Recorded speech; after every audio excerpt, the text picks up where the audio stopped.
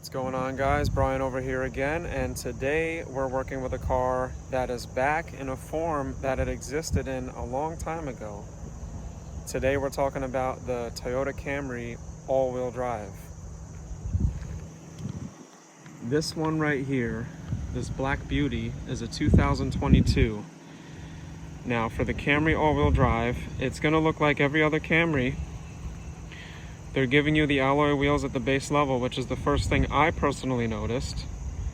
But the only way to tell from the outside that you're working with an all-wheel drive Camry is right down here. They hide it.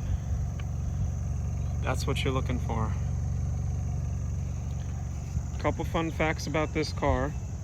Up to 50% of that engine torque can actually make it to the rear axle. So it can go to an even split, which is nice. These things, I've driven them in the bad weather. It's been around, this is its second year. They're good in the bad weather. It only adds 165 pounds of additional weight to a car that's already about 3,500 pounds. So me personally, I didn't really feel the weight difference. Some people say they can, but it's as if you just have, I don't know, a small person in there. I didn't feel it. You know, with the power you're getting the push of the back wheels, you're getting the pull of the front wheels. I didn't feel it. So it's very minimal weight addition. And lastly, about this system, it has what's called electromagnetic coupling, which actually allows the rear wheels to disengage. And that's going to improve the fuel economy. You can get up to 34, EPA rated, some people get a little more or less, 34 miles per gallon on the highway, 25 in the city. You know, driving conditions and driving style, you know, are I don't know, they vary from person to person. People sometimes get more and sometimes less than the sticker. But yeah, that coupling, the electromagnetic coupling, can completely disengage those back wheels and turn it into a front wheel drive car, which is nice because when the car determines that it doesn't need the back wheels, it kicks them off. So less moving parts, less drive to the tires, less wear and tear, more fuel economy, a happier driver, and a happier owner. All right, let's talk about the styling. Just like this generation of Camry's always been, it has a lot of airflow in the front, big face. It says, "Move out of my way, I got places to go, places to be." It kind of says the Camry is not that, I hate to say it, but it was, you know, that the Honda people used to make fun of us and say it was the grandma's car, and it hasn't been that way for a while. I mean, when you drive a new generation Camry and you feel the way they handle, you don't even have to get the SE, you know, the sport family to feel it. It's a whole new car, whole new frame, whole new drive, lower center of gravity. Everything is different, so you're getting everything that the Camry's been for the last couple of years. You're getting that styling, smooth lines. The LED lights are very bright at nighttime, especially for the deer up here in New York. The auto high beams help. I like that at the base level you're getting your alloy wheels. Some people don't care about the alloy wheels, but I'm a fan of alloy wheels. They're lighter weight. I love the styling on them. It gives the car less of a cheap look than it would have if you had the steel wheel with a plastic cap. They took the mirror off the door corner. And like I said, this is not new stuff for 2022, but we're just going over some of the styling on it. It came off the door corner and went down here on the door, so you have the full visibility through this area here, which is great. The side body line is very streamlined. Very aerodynamic car. Shark fin antenna, so antennas have been out. Who am I playing? Very streamlined all the way through the body. I'm not going to obsess over the exterior here, but just to show you, if you've never seen the new generation Camry and you've been kicking the idea, maybe you're looking at the Accord, maybe you're looking at the Malibu, the Volkswagen Passat, you know, you got different options here. It doesn't say Camry in tiny little letters, it says Camry. The Camry's a new car. And this is what's going to let you know when you drive that in the snow that this car means business. All right, let's check out the interior and work our way onto the buttons. Another great thing is you no longer have to bend over and search for a button over here. They moved everything over here. So to open up my trunk,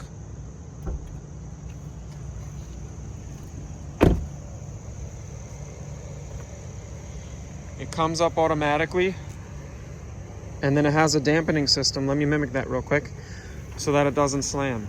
See how it's slowed down at the end? So it doesn't go boom, boom, boom like some of them do when they lift up. It's almost like you gotta stop them. It does it on its own. Lots of space. The all-weather mat here is great. The seats fold down in a 60-40 split, which, believe it or not, I learned recently that some cars don't do that. I don't know why you wouldn't have your seats fold down, but space is great. I haven't had a single client say that they did not like the space. Most people are very impressed with the space in a Camry. And under this foam tool holder, you have the spare. So it's not underneath the body where it's going to be exposed to road salts and debris, which could lead to rust. You know, we live in the rust belt out here, so rust is a part of life in New York. Also, there's no button on the inside to fold the seat down. You have this little thing here, and when you pull that, it unlocks the seat. Doesn't fold it down for you. It's not a Lexus, but it unlocks it so that you can just put that down in one motion like that. And since we're in the back, that clicks in real quick. Camry people know Camrys. People new to the Camry. Comfortable back passengers. Nobody ever feels squished. If you got a family of 6'2" people and up, get the Avalon. Toyota could use some Avalon love. Avalon lovers, please give me a shout out in the comments. I love Avalons. I wish more people love the Avalon. The Avalon's a little bit more of a larger, long body, luxurious version of the Camry. But you get what you need as far as rear spacing.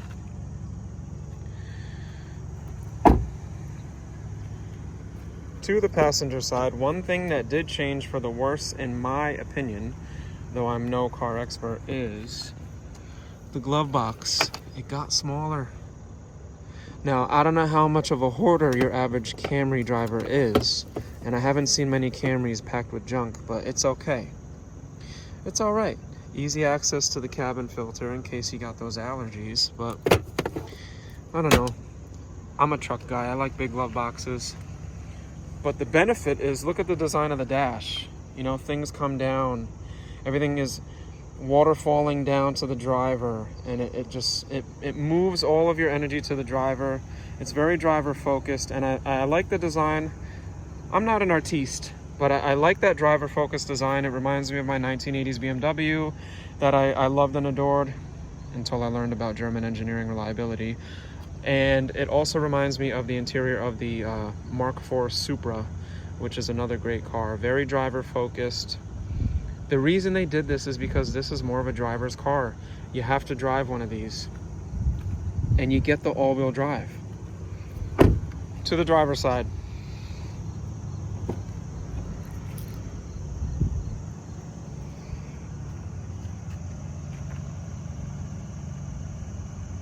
It's a Toyota. When you open the door to a Toyota, you know it's a Toyota. You can see it. I don't know how to, I don't know how to describe that. You can see it. Toyota people, what is it?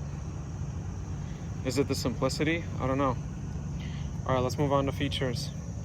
Standard now, auto down all around. One hard click and all four windows go down, and one hard pull and release and all four go up automatically. I keep talking about this. I love this feature, and I wish my pickup truck had this. I wish my Tacoma had this. Toyota, if you see this small little YouTube channel I'm running, please consider making that standard in every single car. Easy mirror adjustment here, left mirror, neutral, right mirror. I also have the power seat, forward and back, up and down with a twist, recliner, and lumbar support, which is the lower back here for my lumbar needs. Fully adjustable seat belt right there. Like I mentioned, no more awkward finding a little button for the gas cap. It's a locking gas cap, by the way, which is a press and hold motion just like the trunk. You gotta be in park to unlock it. There it is. Crispy clean, brand new. All right, let me hop in this. Just giving you a driver view before we break down some of the buttons.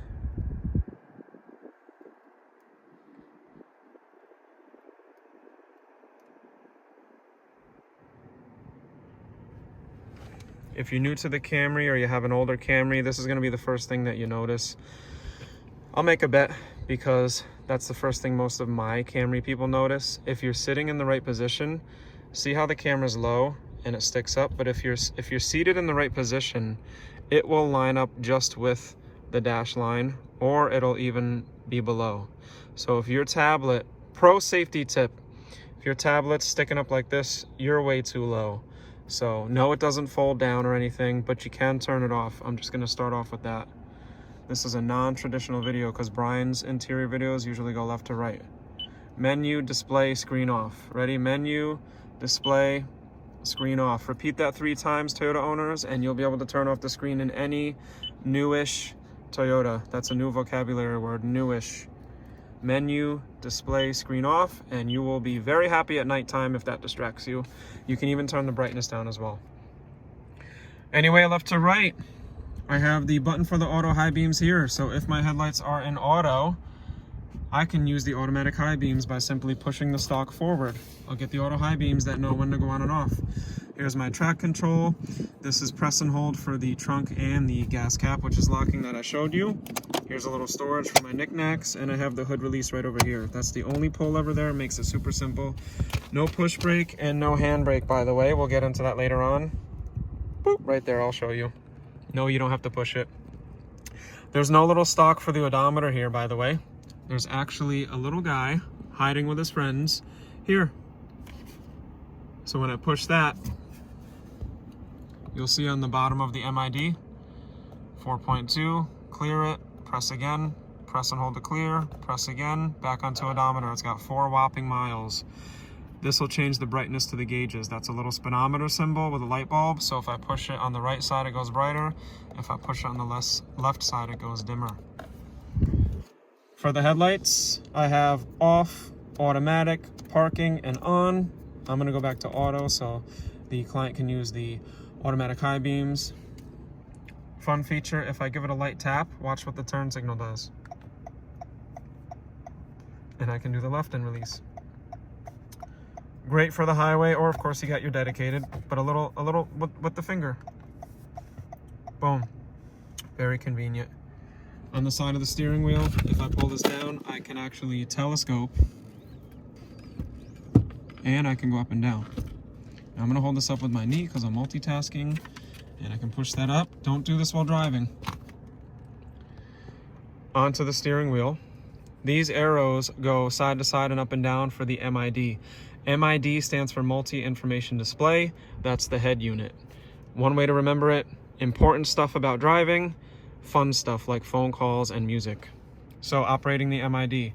Side to side, we'll go through the menu here if there's any other additional pages to go through. You see the 3 little circles on the top? That means I have additional pages.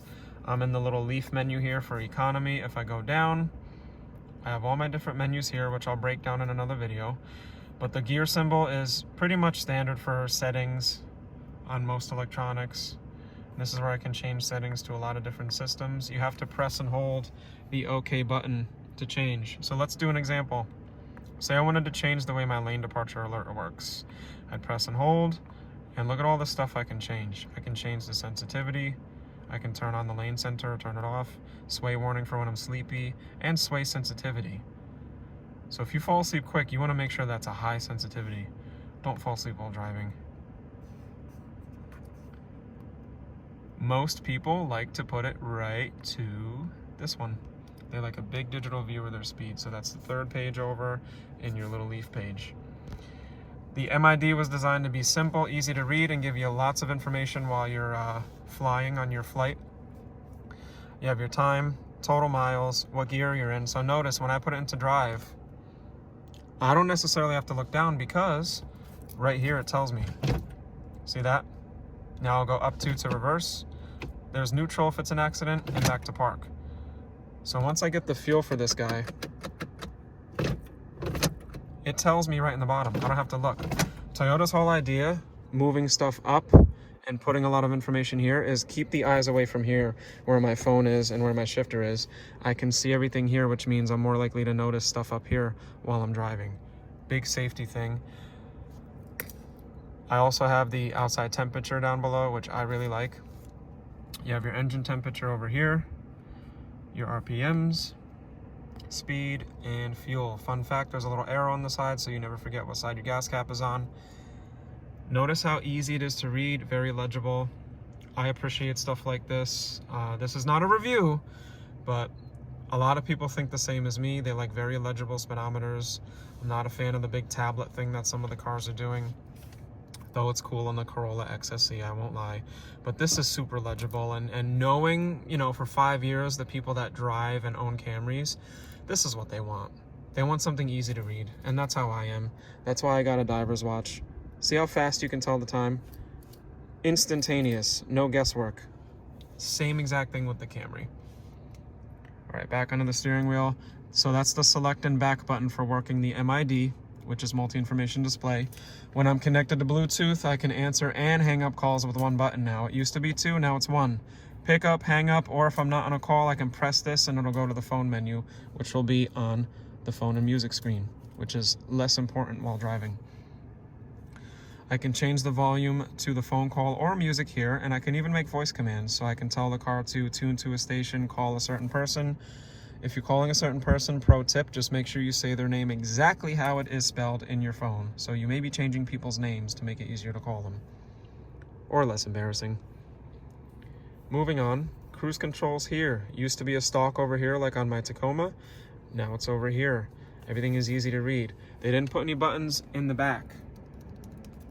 They want you to be able to see stuff, and they light up at nighttime. You're not going to really be looking at these much because you'll memorize where they are, but it's all reachable with a thumb unless you have little chode thumbs. But if you push this, that's how you start the cruise control. It'll say radar ready. But let me turn it off. If I push and hold, watch the symbol. See how that changed? It went from a cruise control symbol with a car to a regular cruise control symbol. So I'll do it again. Press, that's the dynamic radar. Let me turn it off, but if I press and hold, boom, no radar. That's the old school one if that's what you prefer. But to do the cruise control, you pick your cruise control, you set it with the set button, and you can increase and decrease speed. I can cancel here or cancel by pushing the brake, and you'll actually get a digital view of the speed you're having it, you have it set to over there. While you're in dynamic cruise control, you can set the following distance between 3. The cars don't jam their brakes like they did a long time ago when Lexus was using the laser cruise control. This is radar. It's better, but it will jam its brakes if your cruise control speed difference is a lot different than the cars in front of you. It'll start slowing down very aggressively. So change your following distance accordingly. And there's your lane departure alert. When you push that, you get a little car symbol right next to your radar. See them? Oh. One moment. There we go. Right there on the top.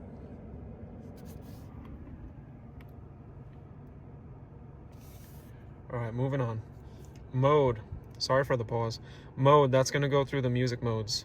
AM, FM, Sirius radio, etc., Bluetooth. And this is going to switch through your songs. So there's your steering wheel. Lastly, just like most cars, but I know everybody's a little different. If I click down once, it's intermittent, and I can change how often it goes here, which I love that my truck has this because a lot of trucks don't have that, or didn't. If I click down twice, it's low, so it'll go constantly low, and click down again, it goes constantly high. No rear wiper because it's not a hatch.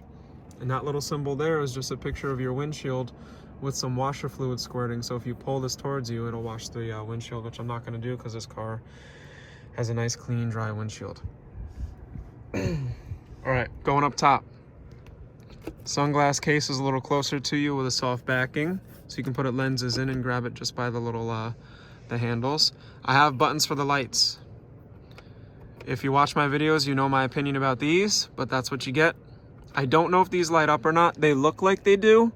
I hope they do. If I had a camera, I hope these light up because I have the habit of wanting to push this. But check out the light you get. It's a super bright LED. that just shines down like a storm just ended.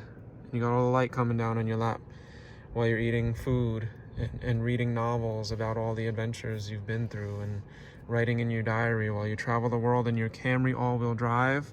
Off into darkness I go. Here's my safety connect. If I pull this down, I can push the button once and somebody will speak to me. They can help me if I'm lost. If I push it 2 times, EMS is coming to my direct location. They're using my coordinates. Only if I accepted to use this service when I bought it new, or pay for the subscription after the first year trial, or bought the car used. Awesome service. I've had a couple customers need this service. Without scaring you, I had a 2021 Highlander upside down 2 months after ownership. Every airbag went off, and the car knew to send the signal automatically because the airbags went off, and they came within minutes and pulled her out of the windshield and saved her life. Scary stuff, but safety's a big thing. That's why I work for Toyota. I love safety. All right, next is screen, climate control, and shifting, and then I think we're pretty much finished with this button overview. Onto the screen. It's going to be a touch screen. It responds pretty quickly, and I have the hard buttons over here on each side. Home button is going to be a great. I'm already home. See, it says what screen I'm in right here. I know I'm home because it says this, and I have different information here. So home is a great place to stay while you're driving because you can access different stuff. You can change what the home screen says by going to menu and setup, and I can go to customize home screen. Pretty cool. I can even change the color theme, so if I'm in a little bit more of a red mood, check this out. Even changes the shape. Interestingly enough, most people like the black and blue. So anyway, back to home. There's that. When you're connected on the phone, it'll show you your favorite contacts over here, which you can set. They're 1 tap away from a call. Menu, like I just showed you. Remember, menu, display, screen off, you can do. Setup is where you'll spend some time customizing things. I'm not going to go too far into depth because it's going to make the video way too long. You can see information about your gas mileage, etc. Very cool. Don't judge the car on this. It needs a couple weeks to get accurate readings. But you can access your phone menu there. You can go to the audio system here. So it's all webbed. It's all interwebbed. I can hit audio in the menu or audio right here, but not to confuse you, you can access everything from these pretty much. Once I go to audio, if I press audio again or hit source, it'll go to my different sources. And this is where I can connect my phone. When I'm plugged into Apple CarPlay or Android Auto, I hit map and it'll pick the app that my phone uses the most. The car doesn't come standard with navigation in it. The manufacturers are moving on to the Apple CarPlay and Android Auto just because it costs less money to run those apps. They update daily. They work better. I mean, tell me if you disagree. They work better in my opinion. And the data that they use is not nearly as much as they used to use. So for most of the population, it's not going to throw you off your phone bill if you don't run an unlimited data plan. Moving on. Apps is where I can run the Entune app suite, which is a very controversial topic. Let me know how much you guys love Entune app suite. And then phone, when I'm connected to Bluetooth, will show me my contacts, call history, favorites, etc.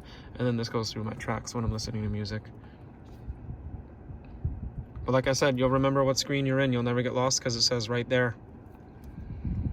To change the clock, it's right in setup.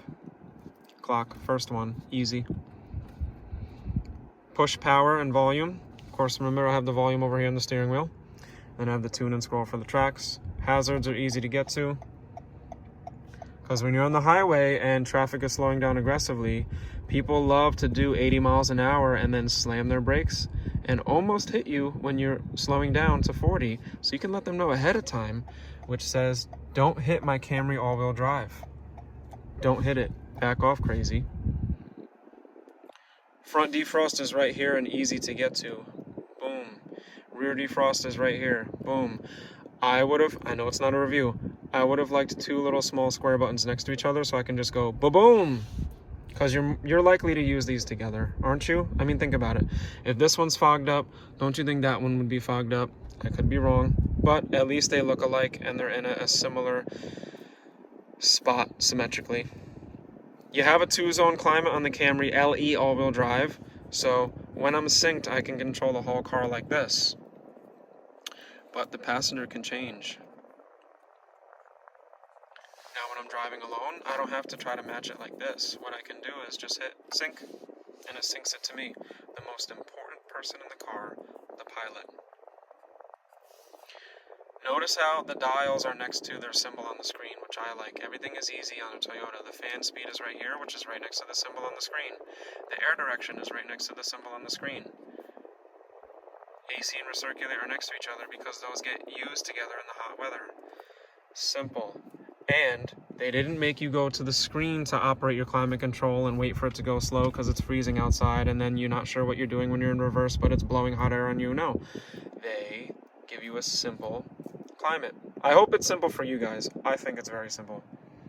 Down here, let me just get some better lighting. By the shifter, I have a push and hold for some storage, push and release with a grippy surface here so my phone and stuff doesn't slide around. And I have moisture and dust cover doors that stay open for the USB plug and my 12-volt plug. This is the plug you're going to be using for your Apple CarPlay and Android Auto. No, it's not wireless. Yes, I understand what you're likely to say, but Toyota takes their time. That's the way they are, and that's the way they're always are going to be. They do what works, and they let everybody else experiment, and once they figure out it's working, they make it work, and they make it reliable. So you're still getting a plug-in Apple CarPlay and Android Auto. It is what it is.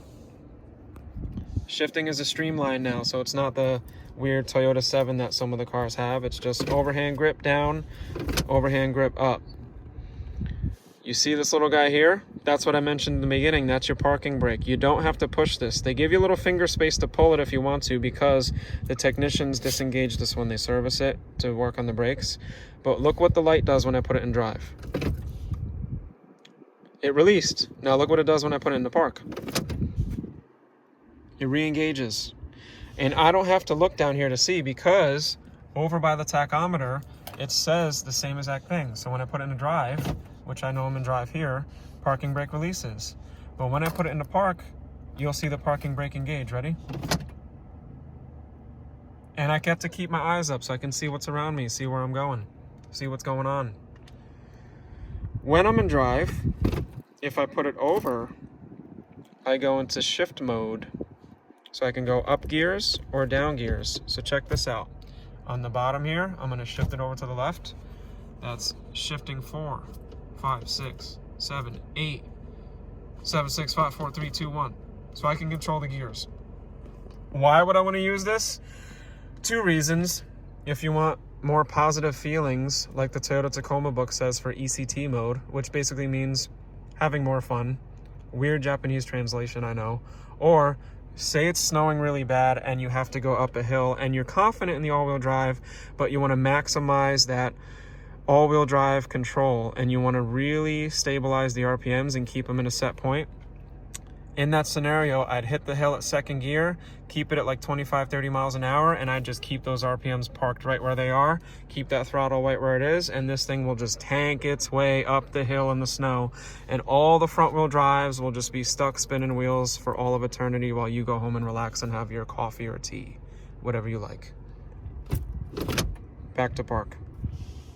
When I'm driving, at any given moment, including while moving, I can do eco, normal, or sport mode. When I do eco mode, the bottom bar there will light up green and it'll say eco mode on the top. That's going to depower me a little bit, but boost my gas mileage. When I hit normal, all that goes away. See? Now I'm going to hit my favorite button. Yeah. That little red line is just going to open up the transmission. It's going to let it rev out a little bit longer, and things are going to become a lot more fun, especially if you go into there. To each their own. I know it's not a sports car, and it's not the Accord 6-speed manual 2.0 turbo, but I bet you it's more reliable. That's just me.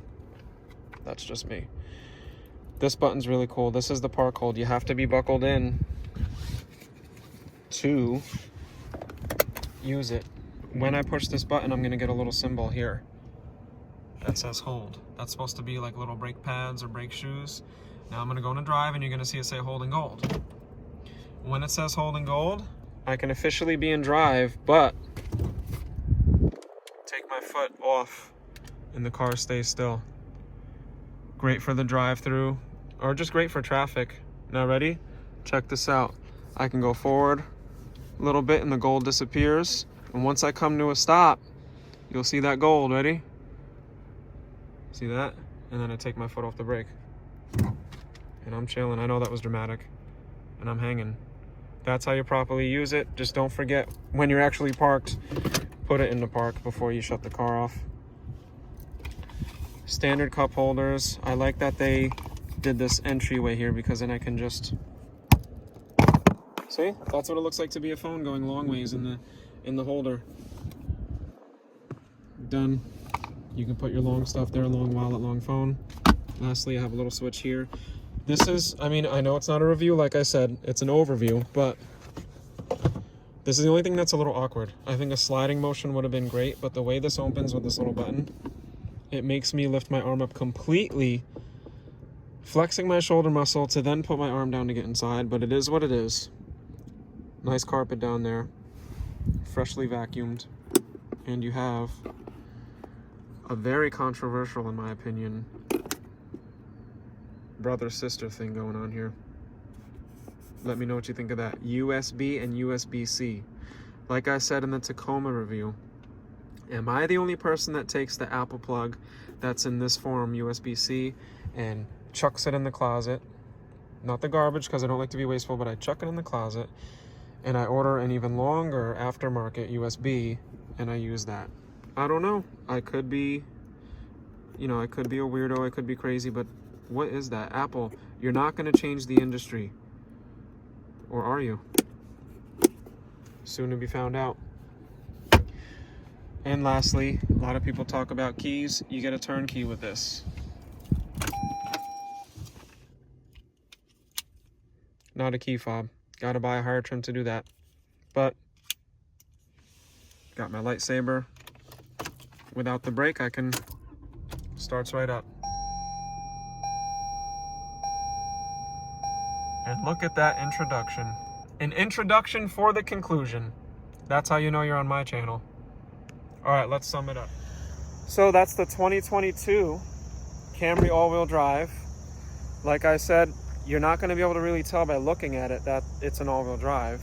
But once you drive it and you're driving through some gravel, or the trails camping, or some mud, or like up here in New York, snow, that's when you'll know you're in the Camry all-wheel drive. Let me know what you think. Let me know if I missed anything. I love the support that I'm getting. Thank you guys so much, especially on the truck videos. And if there's anything that I have not done a video on yet that you want me to, please let me know.